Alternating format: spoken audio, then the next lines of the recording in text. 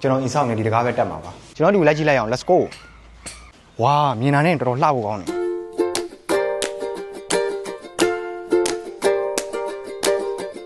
တော့ဒီလေးရဲ့အဲကန်းလေးပဲဖြစ်ပါတယ်အဲကန်းလေးမှာ3ရက်ဖွင့်လေးကိုသုံးပေးထားတယ်ဗျအရှေ့မျက်နှာစာလေးရလေ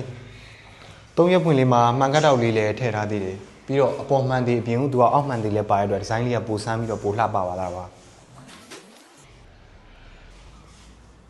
ကျွန်တော်အင်ဆောင်နေဒီတကားပဲတက်မှာပါပြီးတော့ကျွန်တော်တို့ဒီဘက်အချမ်းမှာဆိုရင်မှန်သေးလေးသုံးပေးထားတယ်မှန်သေးကိုလည်းသူကတစ်ချက်လုံးအသေးမဟုတ်ပဲနဲ့အပေါ်မှန်သေးအောက်မှန်သေးအလဲကအဖွင့်ပုံစံမျိုးလေးသုံးထားအောင်ညကြည့်လိုက်ရိုးကြည့်လိုက်ရုပ်တရက်ကြည့်လိုက်တော့အဖွင့်လေးတိုင်းပါတကယ်တော့မဟုတ်ပါဘူးဒါလေးတော့တရွတ်ဖွင့်လေးပါခုနမှန်သေးလေးအတိုင်းပဲသုံးထားပြီမဲ့သူကတော့အလဲကရွက်ဖွင့်လေးတစ်ခုသုံးပေးထားပါတယ်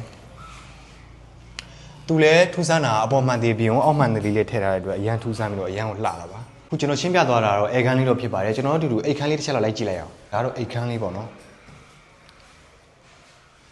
အိတ်ခမ်းလေးထဲမှာဆိုရင်လည်းသူက3ရက်ဖွင့်လေးသုံးပေးထားပါတယ်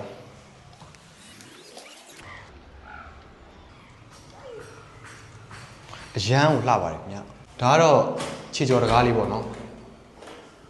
ခြေကျော်တကားလေးကကန်စတမာတွေတချို့ကန်စတမာတွေဆိုအောက်ခြေကျော်တန်းမကြိုက်တဲ့ကန်စတမာတွေဆိုလည်းအဆင်ပြေပါတယ်ဒါဆိုရင်ခြေကျော်တန်းမပါပါဘူးခင်ဗျ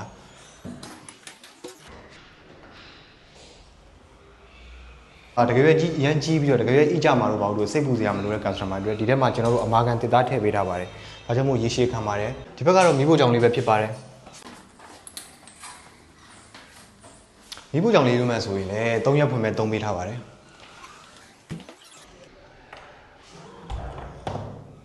သူလည်းကလီယာမှန်နဲ့အပေါ်ကမှန်သေးလေးထည့်ပေးထားပါတယ်။ဒါကတော့မီးဖိုကြောင်ကခြေကျော်တကားလေးပဲဖြစ်ပါတယ်။သူကတော့မှန်သေးတစ်ပေကိုသွေးကြောမှန်လေးနဲ့သုံးထားပါဒါကတော့ဒီဘက်ချမ်းလေးမှာစလိုက်တော့လေးပါစလိုက်တော့တကားမှာဆိုရင်လည်းသွေးကြောမှန်ပဲသုံးပေးထားပါတယ်ဒီချီကျော်တကားမှန်လေးနဲ့ဒီစလိုက်တော့တကားမှန်လေးနဲ့ဆင်တူဖြစ်အောင်လုပ်ပါကျွန်တော်တို့တွိုင်းလက်ခံလေးတစ်ချက်လောက်တော့ကြည့်လိုက်သူကတော့တွိုင်းလက်ခံဝင်ဝါမှာစလိုက်တော့တစ်ချက်သုံးပေးထားပါတယ်စလိုက်တော့ကတော့ကလီယာမှန်လေးပါ